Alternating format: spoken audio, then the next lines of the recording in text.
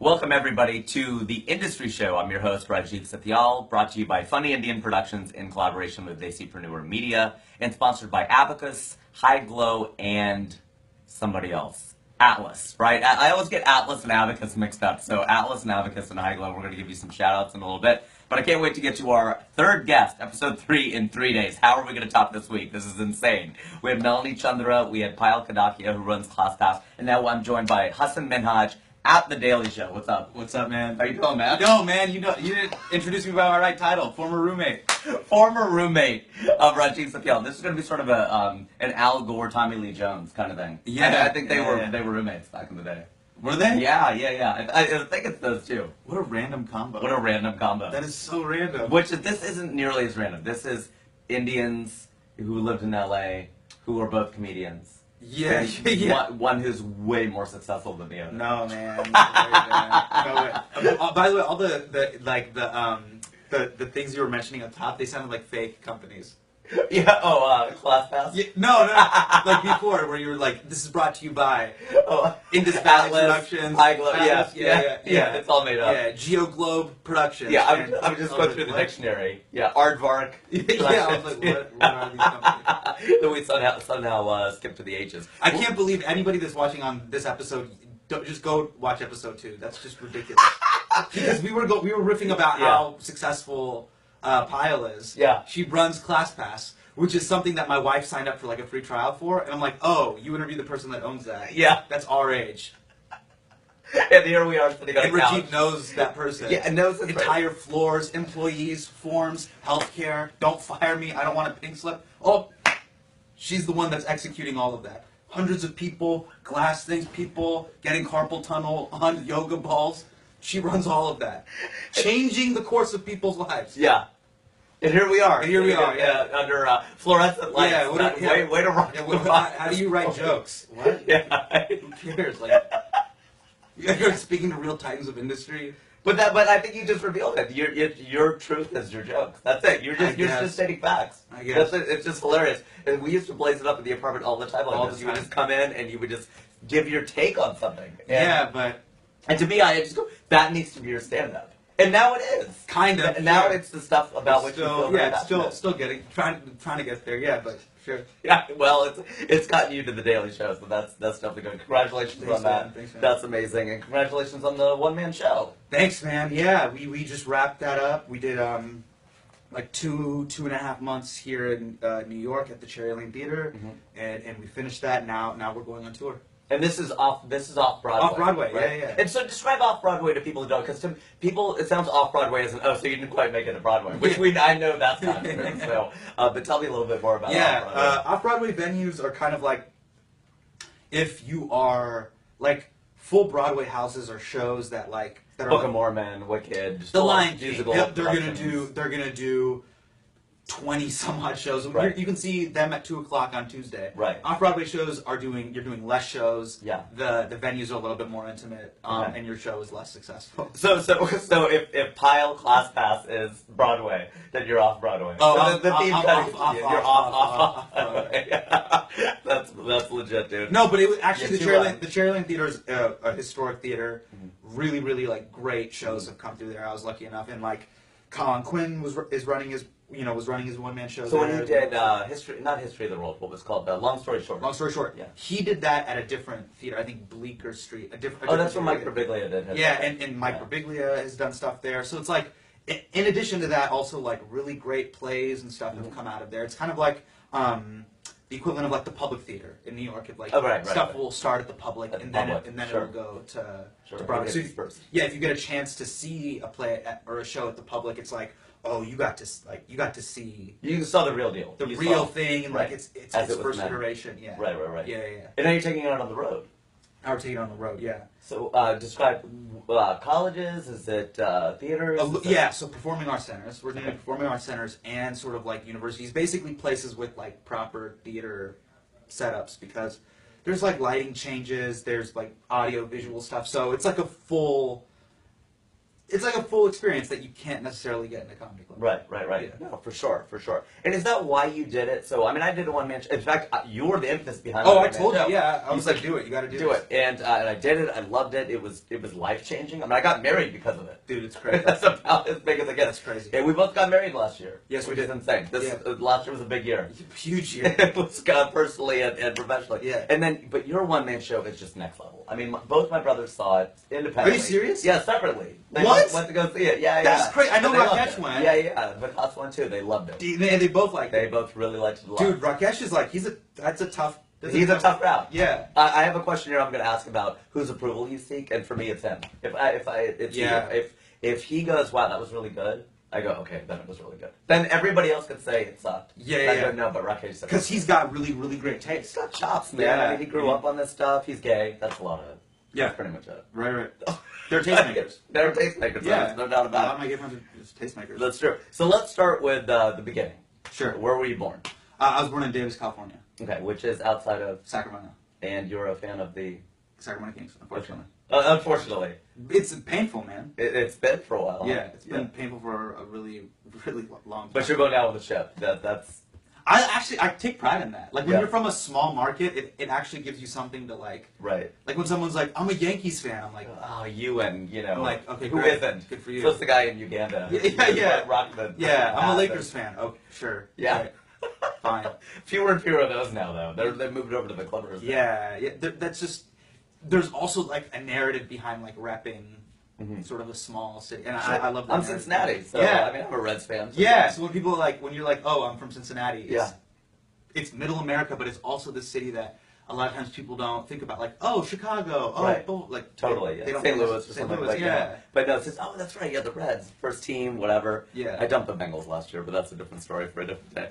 And now you live in New York City. I live in New York, yeah. Okay, and where, do you live in the city? I live, right here, Hell's Kitchen. Oh, wait, you're close then. I live, like, literally down the street. So the Daily Show is really far west. It's 52nd and 11th. Yeah. So Yeah. I mean, there are only 12 avenues. So you are practically in the I'm in the water. We're in the Hudson water. River. Yeah. The yeah. Hudson River's, like, just right over there. Yeah. Yeah. Okay. Yeah. I keep thinking this. I just naturally go west and point left because that's how I do directions. Right. I just go like this. That's west. Well, Who that's naturally has compass? Somebody Someone- in buildings do. They go, "Can you go to the northwest corner of the building?" I go, "I don't. I can do that outdoors, but I lose that when I come inside. You can even do that outdoors? Outdoors, I can do it all the time. All Oh, day. because you'll look at the sun? That's my little cheat. Yeah. For real? Yeah. I mean, at least know. I generally have a good idea which way north is. Oh, So my compass wow. does, but here it's kind of like scrambled. Maybe Yeah, like how an would you iPhone, know? you have to kind of calibrate it. Yeah. Do the little. You'd have no idea inside of a room, No, like a maybe in the south end. Yeah. Just tell me where it is. What Yeah, room I hate when number. people go, but I even hate when people on the street will be like, walk north, and I'm just like, just point, tell me where to go. Like, just tell me. I think their mom told them pointing was rude. Because yesterday at the party, which you came to, which is great, we did a reception here in New York, Yeah. my wife and I, and it was amazing. And somebody was, who's this? And I go, well, that's this person that, Daily Show, she's on Code Black, and, he's on in this movie. And somebody just, could you stop pointing? And I go, I'm sorry, I didn't know that it was rude, but I think what's even ruder is correcting the host manners at his own party. Yeah. So whoever you were, don't do that. Don't do that anymore. Yeah, seriously, no good. Where did you go to school? I went to school at UC Davis. Okay. So I grew up in Davis. Davis, you're Davis through and through. Yeah, unfortunately. I mean, no, I take pride in it, but it was like, yeah, it was. But you still got friends from there. I mean, Oh you're man, still like here.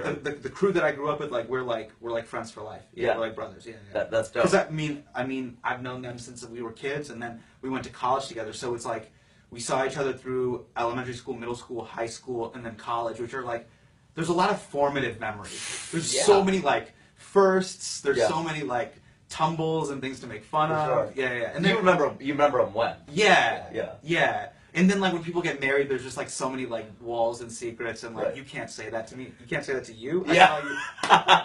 You know what I mean? No, Like completely. Yeah. There's like I don't know. When we were hooping it up, Yeah. I remember we were playing basketball, a bunch of comics playing basketball, which is comical in and of itself. Yeah. And you were just crushing it on the court, No, Just I'm amazing. bad. I'm not very good. No, you're doing, but that was great. And I think Samir said that. He just goes, you think Hasan's good at basketball? Like, I can hoop. He goes, no, we can't. Yeah, he's like, this guy's Like, horrible. threw you under the bus. Yeah. He was like, like he just like saw me. He's like, this guy's going under the bus. Yeah. Yeah, it was great. It was great. Yeah.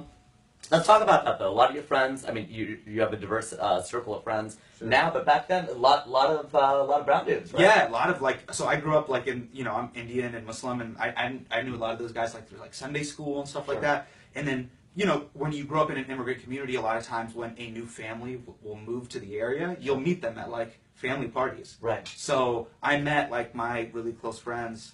They had moved from Oregon. Yeah. Another like friend that I've known for years like moved from Utah. Yeah. So yeah, that's when we like met. Yeah. And like I mean, early. Yeah, like we moved from Oregon in the 5th grade. That's when I met you. Yeah. Yeah. That's ground zero. That's where you started and kind of went from there. Yeah. That's dope, man. That's really cool. So being Indian, I mean, how much did it influence you? I mean, as a kid, and your show touches on a lot of it. Yeah, like so. The show's called Homecoming King, by the way. So look it up, Homecoming King, Hasan Minhaj. Yeah. Great show. So, yeah, I mean, it informs your identity when you're just like, I think being brown, being a minority in a majority culture where you're not that majority. Sure. Just it shapes your experience. Of course, like, you're brown, you're yellow, you're black. You're just not white. I'm like different. Right. Like in the video game of life, when you start. Right. You're going to get all these questions at every level as to why, like, you are other than the group. And so... Why are you Luigi and not Mario? Exactly. Like, what? Like, that's why are you the Toad? I've always said this. I was like, at the video game of life, like, Barack Obama beat the game. Yeah. Because at every level, they're like, you can't do that, you can't do that, you can't do that, you can't be president, you can't blah, blah, blah. Which is why I think it'd be hilarious when it's all said and done, his last day in office, he's like, by the way, I was Muslim, peace. And it's like, what? He beat the game! He beat the game! Drop a Fooled all of you guys. Ohio, New Hampshire, fuck all you guys. But the great thing would be if all the Republicans just went, yeah, we knew. We knew? What was the, yeah, confirm what we do. That's amazing. Though. Yeah. But yeah, so each step of the way, you think he's beating the game. Look, you think it's been a thing for you as well? Well, I would say when you're young, like I talk about this in the show, like one of my earliest memories with a girl was this girl that her name was Janice Marlowe, and I went up to her in the playground, and I was like, Janice, I love you. And she was like, you're the color of poop. Like, stuff like that. Wow. Like, you know what I mean? Where you're just like, what? Oh, and it's not rubbing off. Yeah. So in those scenarios, you're like, oh, like, these are the rules of the game. Sure. Like, the world is being like, yo, you're different. Like, it's a fair and lovely world. You got to navigate it. It's a fair and lovely world. Do you know what I mean? It's the way things are. Well, even in India, in and of itself, I mean, there's colorism. I mean, dark is bad and light is good. Yeah. And I'm not saying that that's my point of view, but that's why fair and lovely exists as a product. But there's and a lot of cultures, Very true. Yeah, South American, a lot of those countries and those cultures have that. In the African American community, they have the same sort of thing. Light skinned, that whole thing. Yeah. It's very true. So, and then what about now in comedy? And I mean, you're a correspondent for we're sitting at the Daily Show. This is mind blowing to me. And so, does it help? Does it hurt? Does it lend some perspective? Does it help or does it hurt? Let's start with comedy. Let's start with stand up. Right. Does it help or does it hurt? You know what? This is actually. Let me ask you this question. Does it help or does it hurt talking about the immigrant Indian American experience? Does it help or does it hurt? So talking about that specific racial experience in America. Mm-hmm. See, it's really interesting because we're coming out of the Oscars, right? Mm-hmm. Everybody's like, Oscars so white, right? And then everybody sort of, there was like think pieces about the think pieces about the think pieces. Yeah. And there was this feeling, did you feel offended by the Asian joke that everybody made a big deal about? I'm not offended because I'm a comic, but I think I know where you're going with this, and I don't want to steal your thunder, but I think... No, go steal it. Let's vibe. Because I think that instead of hashtag Oscars so white, it should have just been hashtag Oscars not black enough. You know what I mean? Because, and the black struggle in America is unique. It's not something that we have. But at the same time, it was a diverse Oscars in the sense that you had an Indian on stage, you had a Pakistani on stage, you had the first openly gay acceptance of an award. You had quite a bit of diversity. I mean, Revenant was about the Native American. It wasn't about the Native American experience, but that was a major backdrop. So I'm not saying it was white and that's good and that's fine and that's all it should be. But I think that it sort of muted the tone of being able to celebrate some of the wins that did happen this year. Right. Okay. You're going, that's not at all where I was going with it. No. I'm like listening to what you're saying. Sure. That's interesting. I think it became this dichotomy of black versus white. Right. And that's fine. I mean, again, it's a unique quintessential experience. Yeah. They've got something different, whites and blacks in this country, that if you're brown, you're yellow, you're red, whatever, it's a very different experience. Yeah. But I think the line in the sand, and we know all about sand, was drawn all about, hey, this is a black-white issue. It isn't a people of color thing. Yeah. I don't know. That's how I felt. I would agree with that. So my first issue with the whole thing, like why I just don't even care, is when people are like, man, Hollywood needs more diversity. I'm like, yeah, but like the business that's predicated on the way you look, you want that to be fair? Right. Like, it's not. Like, Right. it's just It's all superficiality. it's like it's the most shallow of the industries. And You want that to be fair. change. What about like all the other stuff? I can't curse, right? All the other stuff that we should be ideally. So all the other stuff that we should be worried about, like Flint, Michigan, education, companies as a whole. Right. Systemic racism. Systemic problems. Is Walmart fair? Like, is McDonald's treat their employees? Like, those are the things that, like, really matter and affect a large quantity of people. But, like, the untitled Adam blah, blah, blah, blah pilot doesn't have enough. Who cares? No, I completely. It's like when you rate, because, you know, we all look to rate people on a scale from 1 to 10. Yeah. You know, some people go, well, you're not taking their personality into account. I go, do you realize how much meaner that would be? Because looks are superficial. If I go, you're an 8. I'm just saying you look like an 8. But if I were to go, you as a human being, including your personality and your soul and your hopes and dreams and fears, that's about a 7. I don't think it's to me because you. I think it's way worse. No, because you can work on that, like the intrinsic value of your character. Because But I don't think you should rate that though. That should be something that you don't put a number on. That's somebody's soul, man. Really? That's something that's eternal. That's spiritual. I would be. I'm all for it. Like and even like my wife, she checks it. She's just like, look, your punctuality, you're a 4. but that's measurable. That's measurable. Like honesty, like blah blah blah. Can people count on you? Like those things aren't always measurable, but it's like a thing you can. And I'm like, yeah, rate that, and like I should improve upon that. Like if my Yelp review's bad, like I gotta step it up. You gotta step up. Yeah. So that's the first thing. It was like, you're making this bigger than it needs to be, but I get it. Like movies and music will always be more important than, you know, teachers, firefighters, police. Yeah, sadly, people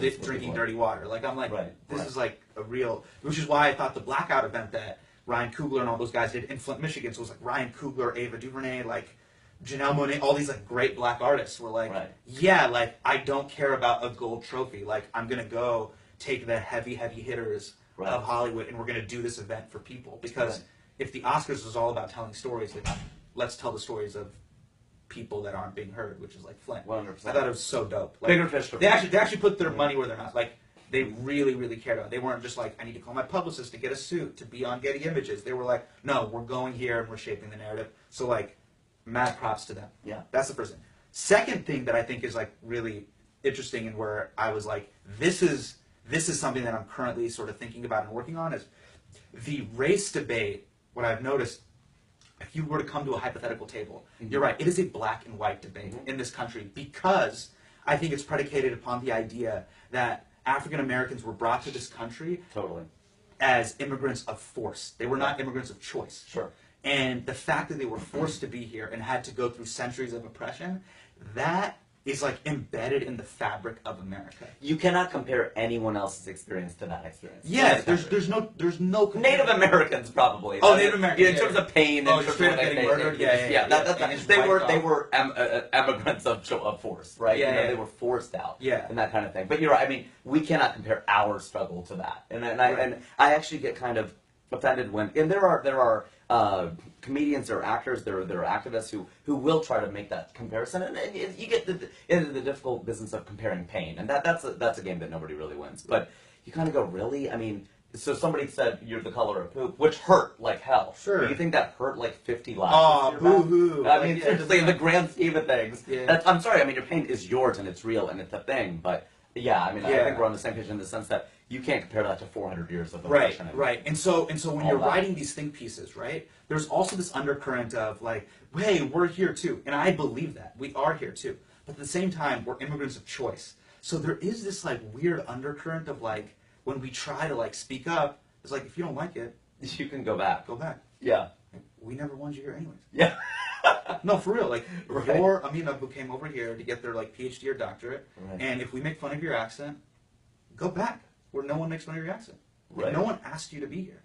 So it's kind of like our narrative is shaped by the fact that we are immigrants of choice and we are shaping this new narrative. So us, East Asians, South Asians, Latinos. Sure. We're all these immigrants of choice that we're here to add something of value to the American dream, but at the same time, nobody asked us to be here. Sure. But didn't America ask us to be here? Give us you're tired and you're poor, and I mean it's an open, welcoming. But was that in the public narrative? You tell me. And I kind of think it was. Were there certain presidents that were like, please come? Yeah, I don't know if it was a please come, because I mean you can go Woodrow Wilson, you can go Eisenhower, you can make all these different claims, but I do feel to some extent that we are a nation of immigrants, and I mean America has this identity struggle. I mean it was some black artist, and I thought it was Chris Rock, and somebody said it wasn't. And Chris Rock, as you know, is my all-time favorite. But it was something about the way black people feel about America is like the uncle who put you through college but abused you as a child. And I always thought that was great. The uncle who put you through college but abused you as a child, and you go, wow, that's some heavy stuff, you know, for 10:30 in the morning. I hope you're all enjoying this. But no, I mean, I think that there is this, that's a really astute observation, this concept of, it's this identity struggle of, are we a nation of immigrants? We are, but do we want to be? Yeah. And then before that, Hollywood is a reflection. It's an image of society, and if the three-dimensional image isn't good, then or the three-dimensional essence isn't good, then how are we expecting the image to be good? Okay. Which is your first point. I mean, this is your first point about, you know, Hollywood is just a superficial representation of society. We're asking that to change. Don't we have to change ourselves? Yeah. Okay. And right. then the reflection of that would be in movies and films. So I think the one point that I was trying to make in regards to like how my identity shapes. One thing that I'm working on in regards to identity is that like, look, like these things, this pushback that we're feeling, we're gonna. At the end of the day, our struggle and what we go through, it matters. But at the same time, it's like we decided to be here. We need to move past those microaggressions, because at the end of the day, we never dealt with full-on aggression. And even the aggression that we did deal with, where stuff will happen to Sikh Americans, or stuff will happen to cab drivers, or we'll get, you know, there'll sometimes be arson attacks. Really horrible stuff will happen to brown people legitimately, and it still does happen. Again, I think that it's like those things are horrible. They're awful. We can't compare it to the African American struggle, but at the same time, we came here, and in a short period of time, we've accomplished a lot. We got to continue to get it and just add our chapter to the narrative. That's beautifully said. And to that point, what do you think of Donald Trump and all of this? I mean, sort of, and I have to ask this, and this is not that we know, we watch you on The Daily Show, and we know about ISIS and everything. So, I mean, but Hasan the person, not just a correspondent. I mean, what is your take on all this? How do you feel? I mean, well, let me start there. What is my take on Donald Trump? Yeah. What is your real take on it? Dude, that's going to take a long. I mean, we can get into it. It's going to take a long time, but yeah, I mean, it's complicated, because what he's saying is obviously like horrible and awful, but he's speaking to a base, like a disenfranchised base of people that are like upset and angry. And I didn't even say this. Bill O'Reilly said this on Colbert. I don't know if you guys saw this. You can YouTube this clip. O'Reilly was saying that, and he made an interesting argument that Sanders and Trump are essentially speaking the same language to a disenfranchised base. Now, that being said, Trump is like stirring up vitriol, and Bernie is stirring up hope. Both are speaking to a disenfranchised base that hasn't been happy with the past 8 years. One is using it as like positive energy to like enact good and change and hope, and like let's hold each other's hands and build something positive. The other guy's like, point that finger hard, and use that finger, grab them by the shirt and throw them out of the country. Like, be angry, get turned, punch people at rallies. It's time to throw them out and get them out and build that wall. And like, yes, anger, pitchforks, fire, brimstone. Yeah, like that's what he's channeling. But they're kind of using that a similar. They're hitting a similar base. And a similar feeling. One is channeling good, and one is channeling bad. Gerard Carmichael had this great. I think he was saying this on an interview. Gerard Carmichael, comedian. He's now Carmichael Show. Great show. So he was saying something really interesting, where he's like, Trump is kind of like the Captain Planet of everything that's ugly about America, like greed, racism, like with your powers combined, I am dumb. So he basically is like, he is America. All the worst parts. I think he is. He's brash. He's outspoken. He's all those things. But he is extremely. He's the most talented candidate. He's got talent. He's charismatic and You were saying at rallies he knows how to play the crowd. Yeah, when he's like losing the crowd, he's just like, and I'm gonna get him back. And he goes to his greatest hits. We're gonna build that wall. You know, he knows when to play. You know, his "Don't Stop Believin'" or whatever. So we got to take a quick break and thank our sponsors. So you're welcome to chime in on this. So Atlas Hospitality is the #1 in undisputed leader in California hotel sales. You can check them out at atlashospitality.com. That's a real thing. Okay. So Cali represent. Abacus. Abacus is a leading payroll provider since 1992. You can check them out at payrollprovider.com, payrollproviders.com, I believe it is. But check it out. It's either singular or plural, whichever one. It'll probably redirect. And then High Glow Jewelers is the destination for 22-karat gold and your other brands, your favorite brands such as Omega and many more. So you can check them out at highglow.com. So those are our sponsors. We've got to give a shout out. I hope you're getting good money for this. Wait, we're getting some decent money. Oh, really? Yeah, we're getting money. I mean, you can't be a sponsor otherwise. Maybe like somebody just comments, goes, "Can you make me a sponsor?" You go, "Yeah, okay." Sure. Oh, really? No. Fortunately, we need a little bit more than that. Okay. So, if you weren't a comedian or a host, I mean, what would you be? What? A comedian? I'd probably be doing what my, you were at Name before. Yeah, I'd probably be doing what like my parents. Not my parents, but like I probably would have. Gone to like law school and stuff like that. Okay. Yeah. Really? You would have gone to law school? Yeah, I was good at like speech and debate and stuff like that. Okay. I really thought that was really interesting and fascinating. Mm-hmm. I really liked that. I mean, to some extent, stand-up is a funny argument. Yeah. That's really what you're getting up there. Yeah, it's and funny you're speech and making debate. It's funny speech and debate. Yeah. I mean, that's really.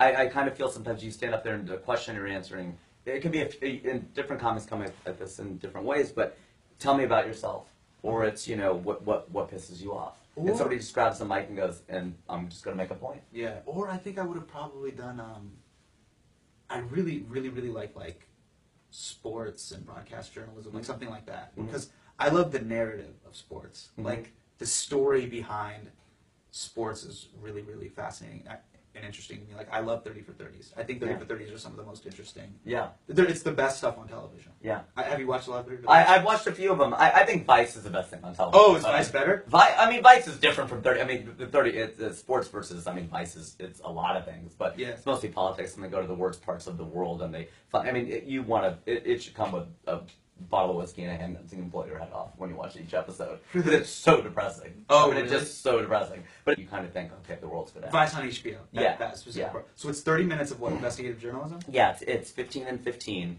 They pick 2 different things each week. But I mean, in their last episode of season 3, I think it was, Obama went to a federal prison, and no sitting president had ever gone to a federal prison like that. He sat down with inmates and talked to them. Oh wow! It's a mind-blowing experience to see him. He went with Vice. Yeah, that's crazy. And Vice is the one that sent Rodman to North Korea and all that stuff. That's baller. That's next level. It's literally baller. That's next level. Next level. Yeah. You sent Dennis Rodman to North Korea. That's just crazy. How do you top that? You can't. Yeah, I mean that just in and of itself should be a thing. So in one word, what are you? I mean, if you had to sum up what you are, what you do, a noun, not empathetic or something, but one word. What is it that you do? What is it that you are? I don't know, man. One word? I mean, comedian, do you think of that? Or do you think of actor? Is it correspondent? Is it activist? Is it philosopher? Is it... I'm trying to think what else fits you. I mean... maybe like satirist or storyteller or something yeah. like that? Okay. Yeah. Okay. Yeah, storyteller with the one-man show. Yeah, one-man show, and then what we do on the...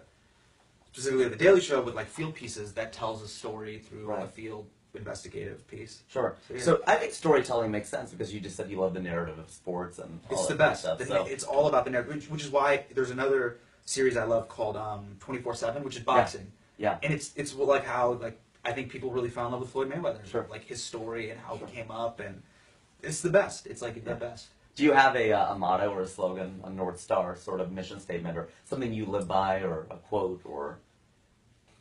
Wow. Okay. What's yours?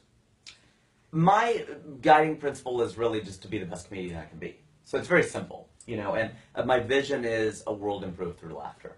I just feel the power of laughter. It's pretty generic stuff, but I think it kind of gives you a North Star, something at which to aim. And then I think it's my maybe purpose or my mission is to make as many people laugh and think as I can. Wow. So whatever I do at UCB, Upright Citizens Brigade, the improv school, they teach you to play to the top of your intelligence. And I think you pushed me on this, and a lot of other people. You know, I was doing wedgie jokes and doing a lot of stuff. That was a lot of puns, a lot of wordplay, and I still love puns. Yeah. But you know, you have so much to. You would tell me this in the apartment. FI, funny Indian. FI, you have so much to offer. You're so smart, and you're talking about wedgie jokes. I mean, and so I feel, you know, playing to the top of my intelligence. I've used that HM kind of influence to sort of take my stand-up and my storytelling to the next level and really talk about stuff I actually care about. Sure. And not, hey, if the world's going to end at the end of this show, you just did a bunch of jokes about Subway. That's great, love Subway, but what is it you really want to say? Yeah. So I think to make people laugh and think as I can is a good guiding, make sure it's making people That's think. great, man. That's great. I don't know. So for me, I'm still, like, learning as a human being, so, like, I'm still, you know what I mean? Like, trying to figure out everything that, like, what is my, like, life devoted to. But I think I try to do, for me, like, personally, if I was like, what's my MO? Try to win today. Just do the best you can today.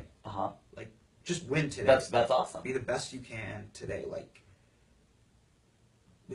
do a couple more reps than you did yesterday. Yeah. Keep improving. Yeah, just that's Leave it. it Just better like, than you found it. just win today, or like if you're like that choice that you're making today, just choose to like today. Just be like, okay, fine. Just today, I'm not gonna eat the Kit Kat. I'm gonna do this. I'm gonna eat. I could do it tomorrow, but I'm Yeah, not going to do it today.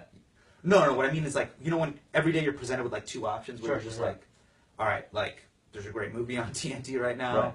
or I could do this. Like, I'll watch TNT tomorrow. Yeah. Let me just do I win today. Like, make the better choice today. Exactly. Just a little, and what I found is that those little things will start to become like habits. That's really great. Do you know what I mean? Like, Yeah. I used to stay up really, really late, and now I've had this thing where I was just like, all right, well, just tonight I'll go to bed early. Because we're married. Just like tonight, yeah, I'm married. But it makes a big difference. Yeah, like I'll go to bed early. I'll go to bed a little bit earlier tonight. Yeah. Like, it's like helped a lot.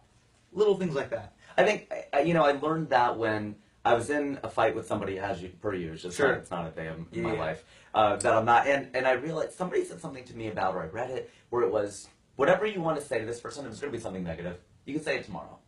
Just don't say it today. Oh, wow. You can always that's do it great. later.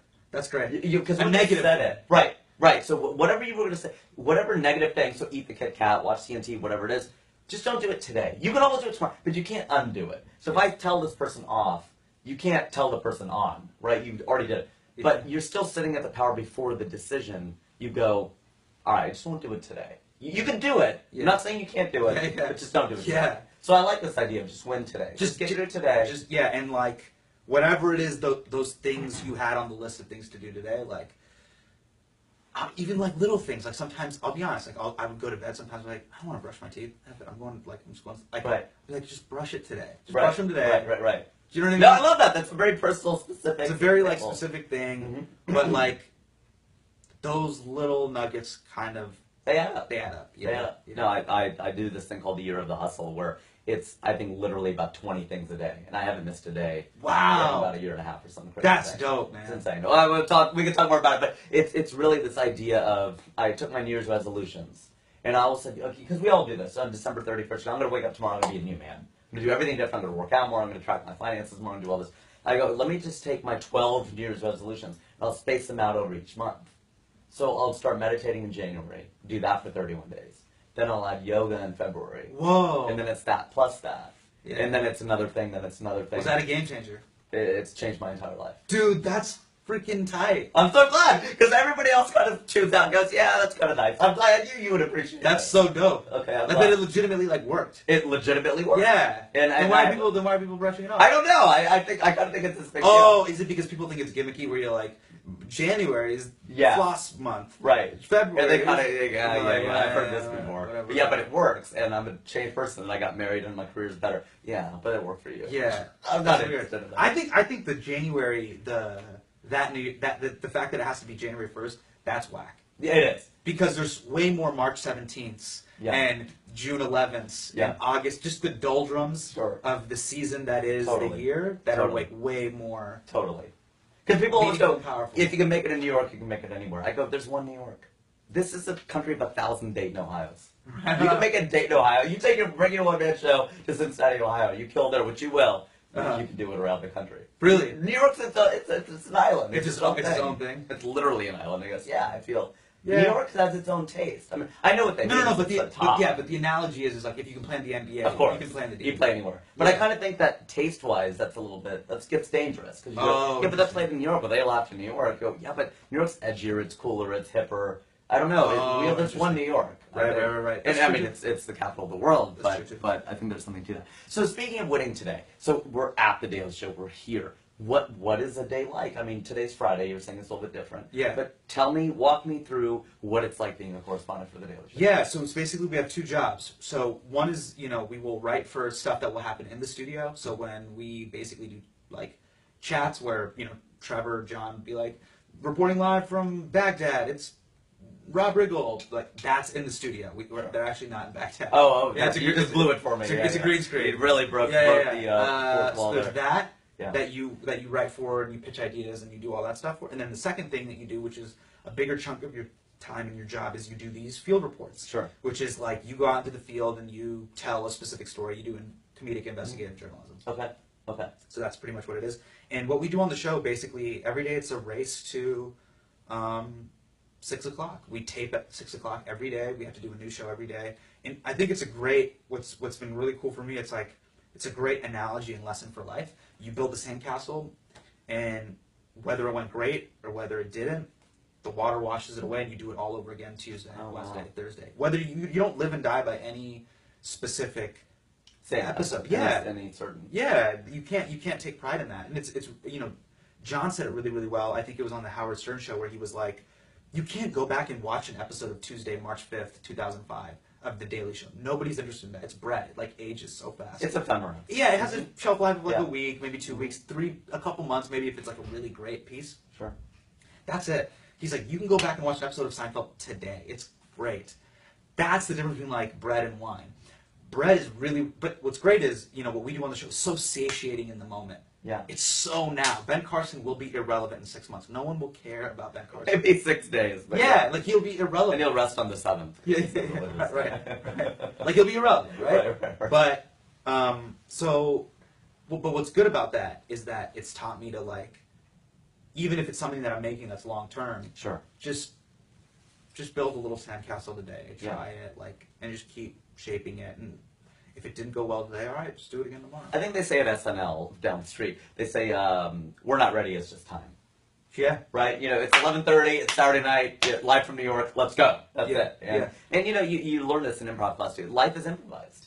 I mean, there's no script for life, so you can do that. So where do you get the stories, though? I mean, Trevor hands them down to you, or the producer? No, we have a great team here. So the team here, we have a team, like a production staff and the writers and all of us, we're basically like Minority Report, sifting through all the news that's happening in the world, and then narrowing it down, and then we make a show. So we start at like 9 and we build a show from there. Every day. It's crazy. That's daunting. Yeah, it's crazy. It's really fun though. So then what happens from Friday through Monday? I mean, do you guys really, today's Friday. Today we're basically going to go over stuff we did this past week, and then we're going to look to Monday. Okay. What we're going to do on Monday, and then we'll also, us correspondents will look at our field pieces. Some of us will be out in the field interviewing, so both of those things are running at the same time. Which would you say then that Monday shows are stronger than Thursday shows because you have more time to prepare, or do you see a change? I think it just depends on the news cycle. Or Stephen Colbert described it like what we do on the show is basically Chopped, where like that show Chopped, where it's like you're given lima beans, peanut M&Ms, and spaghetti. Go. Make a meal out of it. Right. That's basically what we do with the news. We work with what we're given. Right. That's great. We're running out of time, and so I just wanted to go through a couple things. Not that these are rapid fire questions, but I do have to ask you this. Have you made it? I don't.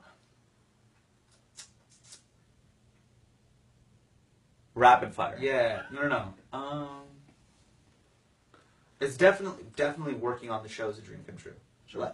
But the biggest dream come true was just John hiring me. That was like a huge deal. Of course. Because he's the king, he's the best, and him taking a chance on me and saying, you're good enough, and we'd love to have you.